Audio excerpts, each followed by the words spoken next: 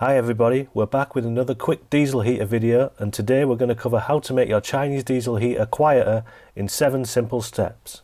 We're not going to waffle on and take up too much of your time, so we'll just jump straight into it.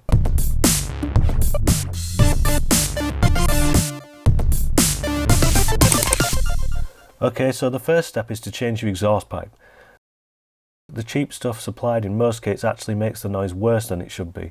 We're talking about that awful tinny noise your exhaust pipe makes when your heater is running. It's very hard to explain noise, but when you hear it you'll know what we're on about. The solution for this is to upgrade your exhaust pipe to this much better quality double-walled type. The sound difference is night and day, quieter and less high-pitched and annoying. It's also much easier to install too, as it is easier to bend to shape and you can get a much tighter connection to your heater and silencer with it too, so a win-win all round. Some heaters already come with this upgrade, like the Max Speeding Rods, Lavana and the HLN heaters, so if you have any of those then there's no need to upgrade. If not, links in the description, as always. Step 2. The exhaust silencer itself. Out of everything on the list, the exhaust noise is actually one of the least offensive, but there are still a couple of things we can do to make that quieter. If you add an extra basic silencer to your setup by daisy chaining them thusly, it will reduce the noise by a little bit. Or you can add an extra upgraded silencer or different style to the basic one supplied in the kit and daisy chain them also for a slightly better result. There are a couple of decent options on the market to choose from, but most are expensive, like the Webasto one. So unless you're loaded, we recommend one of this type. They already do a much better job at reducing the noise than the original ones do to start with, but if you also add that to your system after the original silencer, it'll reduce it even more. Make sure you don't put it before the original, as it doesn't have a drainage hole on the bottom, so you want any condensation caused by the firing up of the heater to leave the system before it gets to this one. Step 3 is a very important one, and we'll do the most out of all the steps in this video when it comes to reducing the noise of the heater, and that is to change the air intake filter. The basic fully plastic ones supplied in most make the heater sound like a jet engine when running on full power, and some can even whistle a bit. This is because all of the combustion air that the heater needs has to be sucked through these tiny holes or slots, and that makes an annoying sucking noise. If you change your air filter to one of these, it gets rid of the majority of the noise the air intake makes sucking air in.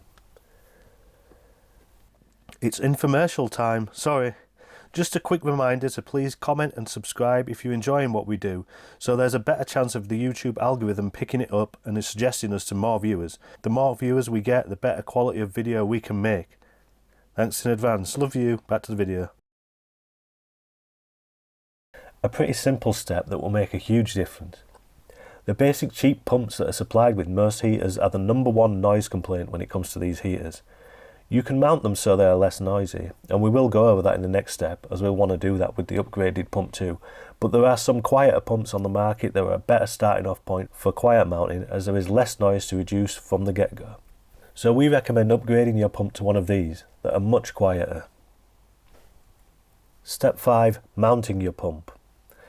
When it comes to mounting your pump, you really need to get creative, as it obviously needs to be bolted to something solid, but bolting it to something solid makes it much louder. When the pumps pulse, they kick pretty hard, and that sound and vibration is passed on to wherever it is bolted to, and can even travel all the way along the hard nylon fuel line too. Upgrading the fuel pump will go a long way to reducing this kick, but it will still be very obvious to you unless you mount it correctly, and that involves somehow cushioning the pulse. There are various ways to do this, but we find the best way to do it is a good old-fashioned shock absorber like this, bolted to the chassis of your van. It's very simple to do and takes the kick out very effectively. It'll never be 100% silent, but this will get you a lot closer. Step 6. Fuel lines.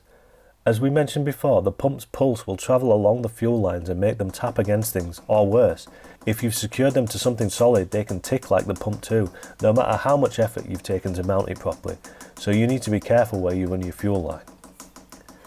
So don't do anything like leave it on a bare wooden floor, or the tapping will do your head in. It's best to keep the fuel line as short as possible, so think about this in advance if you haven't installed your heater yet. And if you are using the fuel tank supplied with the heater and not tapping into the van's fuel tank, You want the fuel line to exit the van as close to the fuel tank as possible, then run the fuel line under the van to the heater. You also only really need to use the hard nylon style fuel line after the pump, so you could change the fuel line before the pump to some decent quality rubber stuff.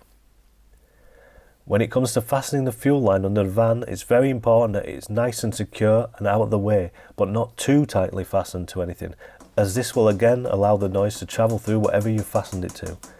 In an ideal situation, going directly from the pump to the heater without having to attach it to anything would be preferable for noise levels, but this isn't always practical, depending on the install, location, etc. If you do need to fasten it to something, try and fasten it in as fewer places as possible. I've just shown you how to hammer nails. Amazing. And to something that isn't solid, like a wire harness or similar.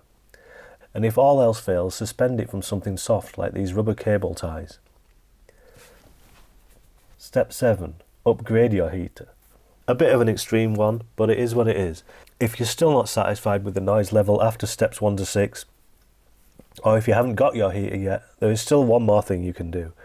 You could buy or upgrade to either the Levana Pro or Levana Pro Max that come with an already upgraded accessory kit, but they also have a double balanced fan too, and that will reduce fan noise a little bit. Or you could get a HLN Pro, which already has a quiet air intake, exhaust and pump, has a double balanced fan like the Levana heaters, but also has a brushless motor for the fan too, so reduces fan noise even more than the Levana.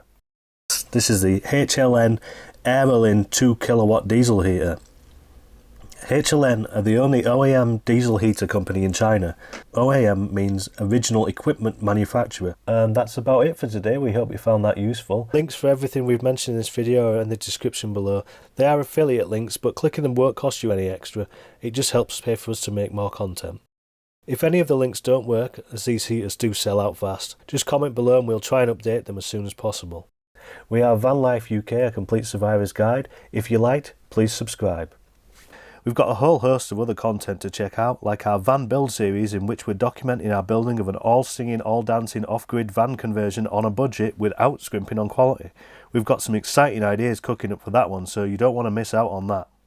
The time for our van conversion is finally here, and we finally have an awesome plan ready to go. The perfect layout for the van. Some ideas we've never seen before, and we've covered everything on our friend's checklist. Are you ready to see it? We also have videos covering the legalities involved in van conversions and little van life hacks here and there just to make your life a little bit easier. So we've got something for everyone. Please do check them out, please do subscribe, and thank you for watching.